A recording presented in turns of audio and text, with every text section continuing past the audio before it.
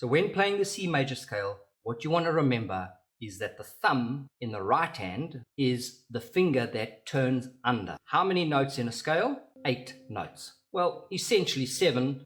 The last note is a repeat of the bottom note. So I call this the tonic, which is the first note of the scale, and I call this the upper tonic, which is the first note of the scale, but it's at the top of the scale. And how many fingers do I have? It's correct, I only have 5 fingers. What I've got to do is group my fingers in 5 and 3 to make 8.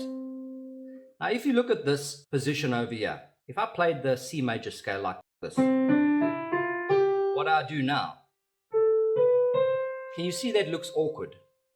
Okay, so I've got a better way. So instead of going 5 and then 3, I'm going to go 3 and then 5. Well, thumbs are always 1. So it's 1, 2, 3, 4, 5. So let's do this. So we're going to go 1, 2, 3. Notice my thumb already goes under the hand. 1, 2, 3, 4, 5.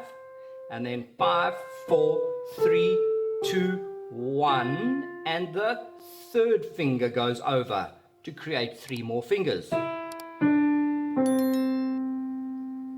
1, 2, 3, 1, 2, 3, 4, 5, 4, 3, 2, 1, 3, 2, 1.